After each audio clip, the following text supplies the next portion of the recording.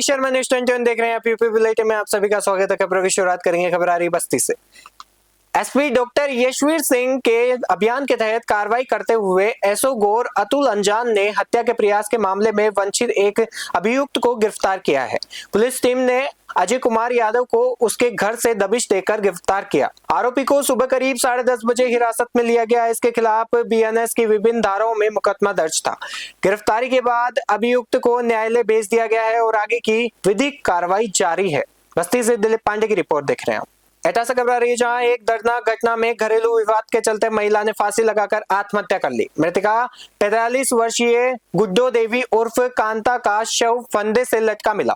परिजनों के अनुसार रात में पति पत्नी के बीच विवाद हुआ, जिसके बाद महिला का शव कमरे में फांसी के फंदे पर लटका मिला। सूचना पर पहुंची पुलिस ने शव को कब्जे में लेकर पोस्टमार्टम के लिए भेज दिया है और मामले की जांच शुरू कर दी गई है। एटा से रजली खान की रिपोर्ट देख रहे हैं आप। सीतापुर से खबर आ रही है। सीतापुर में 12 साल की एक मासूम बच्ची के साथ अमानवीय घटना सामने आई है। गंभीर हालत में पाई गई बच्ची, जिसके बाद उसे प्राथमिक उपचार के बाद बेहतर इलाज के लिए लखनऊ रेफर कर दिया गया है। सूचना मिलने पर पुलिस मौके पर पहुंची और मामले की जांच शुरू कर दी गई है। घटना को लेकर क्षेत्र में दहशत और आक्रोश का माहौल है।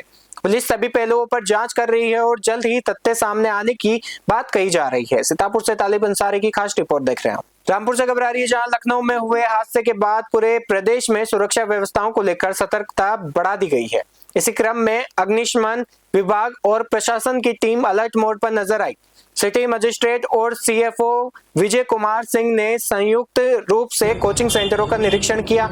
इस दौरान Daksh coaching centre, Landmark coaching centre, Sankalp coaching centre और अवनीश नवोदय क्लासेस सहित कई स्थानीय संस्थानों की जांच की गई। निरीक्षण के दौरान अग्नि सुरक्षा उपकरणों, आपातकालीन निकास व्यवस्था और सुरक्षा मानकों का बारीकी से परीक्षण किया गया। अधिकारियों ने सभी संस्थानों को आवश्यक सुधार के सख्त निर्देश दिए। अग्निशमन विभाग ने स्पष्ट किया कि छात्रों की सुरक्षा सर्वोच्च प्राथमिकता है और मानकों का पालन न करने वाले संस्थानों पर कार्रवाई की जाएगी। रामपुर से शाहबाज खान की रिपोर्ट देख रहे हैं।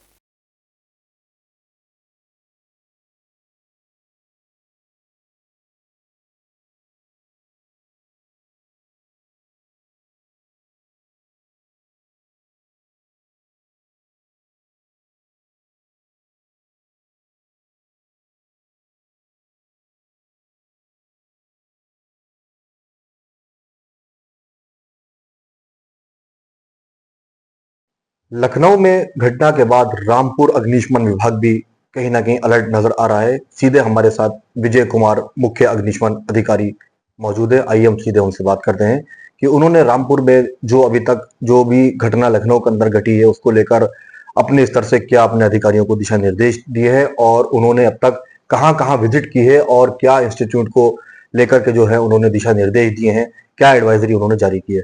सर, जानना चाहेंगे अभी तक जो लखनऊ में घटना घटी है उस घटना को लेकर अभी तक रामपुर में आपने अपने स्तर से क्या कार्रवाई की है? देखिए, जो लखनऊ की दुखद घटना हुई है उसके बाद क्या, बल्कि हम लोग थोड़ा पहले से भी हम लोग सतर्क हैं और सतर्कता बरत रहे हैं।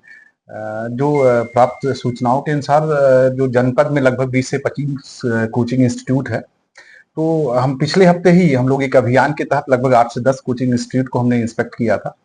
लोगों को थोड़ा अवेयर किया था, लोगों को हमने ट्रेनिंग दी थी, लोगों को बताया था कि इन केस ऑफ इमरजेंसी आपको क्या करना है, क्या नहीं करना है। लोगों को उससे ये भी रिक्वेस्ट किया था कि जो बेसिक मिनिमम फायर सेफ्टी के इक्विपमेंट्स हैं, चाहे एक्सटिंग्विशर हो गया या पानी की टंकी हो गई या पंप हो गया, इस तरह की जो चीजें हैं वो बिल्डिंग हाइट और एरिया के ऊपर डिपेंड करता है जो फायर सेफ्टी के इक्विपमेंट्स है। तो हमने लोगों को ये रिक्वेस्ट किया, लोगों को बताया कि आप लोग इन जो फायर सेफ्टी के इक्विपमेंट्स हैं या जो अरेंजमेंट है उसको प्रॉपर रखें।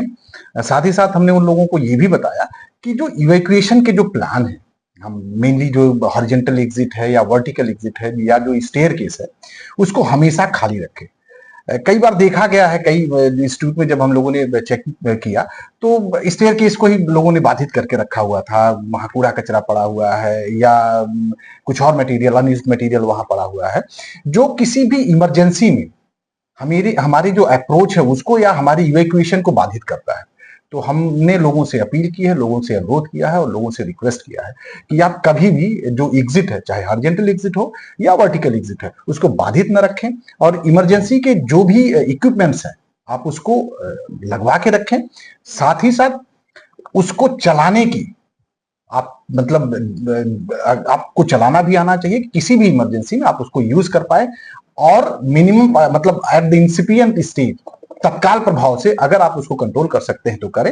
साथ ही साथ हमने लोगों को यह भी निर्देशित किया है कि आप कोई भी इमरजेंसी आती है, कोई भी इंसिडेंट अगर लगता है अब हो रही है या होने वाली है या होने की कंडीशन बन रही, तो आप तुरंत 112 पे कॉल करें। उसके अलावा हमने हमारे 7 फायर स्टेशन है जनपद में, वर्किंग फायर स्टेशन में हर फायर स्टेशन में एक हमारा कंट्रोल रूम है, सबका एक सीयूजी नंबर है। तो अगर आप 112 पे कॉल कर रहे हैं तो वहां कॉल करके हमारे पास कॉल आएगी और हम इमरजेंसी में हम।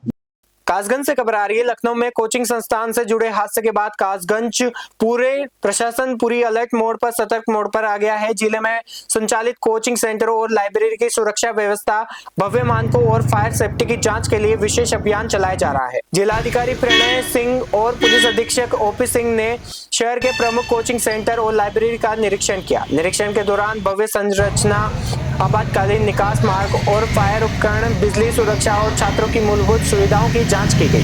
कई स्थानों पर कमियां मिलने पर संचालकों को तत्काल सुधार के निर्देश दिए गए। अधिकारियों ने छात्राओं से संवाद कर उनकी सुरक्षा संबंधी जानकारी भी ली और उन्हें सतर्क रहने की सलाह भी दी।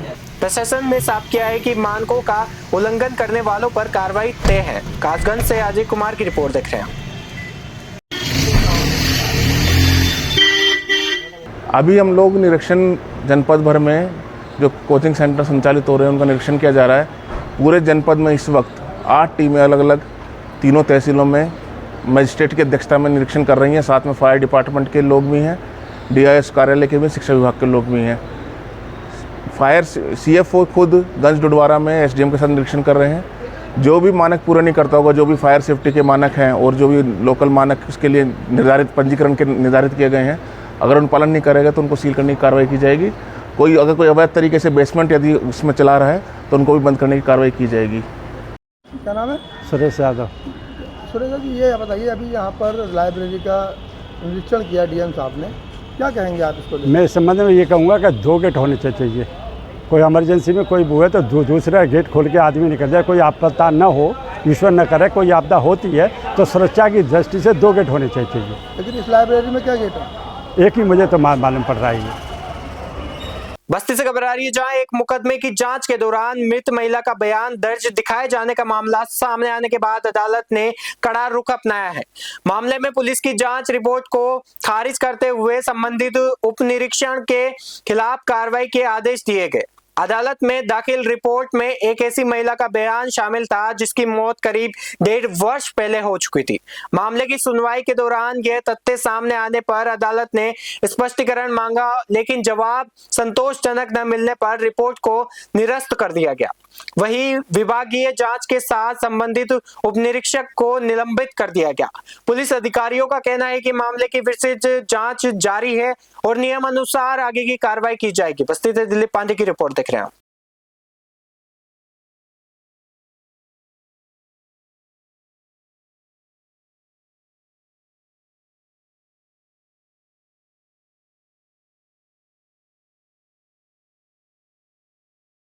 हमारे गांव के प्रधान एक आंगनबाड़ी केंद्र बनवा रहे थे, तो उसमें फर्जी मनरेगा से हाजिरी लग रही थी। जब हमने देखा कि फर्जी हाजिरी लग रही है तो हमने जनसुनवाई पे शिकायत किया। उस समय प्रधान वैष्णो देवी में दर्शन करने गए थे और जब प्रधान वैष्णो देवी से आए तो 9 तारीख को हमारे गांव के चौराहे पर वो मुझे जान से मारने के लिए दौड़ा लिए। जब वो मुझे वहां नहीं मार पाए तो आंगनबाड़ी केंद्र पे जाकर उसका दीवार गिरा दिए और हमारे ऊपर फर्जी मुकदमा दर्ज कर दिए। मुंडेरवा थाने के पुलिस ने बगैर कोई जांच सत्यापन के कर दिया है। क्या है पूरा मामला और क्या कार्रवाई की गई? देखिए, ये थाना मुंडेरवा जनपद बस्ती में एक सब इंस्पेक्टर हैं जावेद खान, उनका एक मामला संज्ञान में आया है जिसमें माननीय न्यायालय के द्वारा ये पत्र मुझे लिखा गया है कि इनके द्वारा एक महिला के बयान नोट कर लिए गए हैं, जो महिला 2024 में जिसकी मृत्यु हो चुकी है। जब ये थाने से और सीओ साहब से जांच कराई गई तो उनके द्वारा बताया गया कि ये बात बिल्कुल सत्य है एक पीड़िता के बयान इन दरोगा जी ने नोट किए हैं अपनी केस डायरी में। यूपी बुलेटिन में फिलहाल के लिए इतना ही। देखते रहिए न्यूज़ 21। नमस्कार।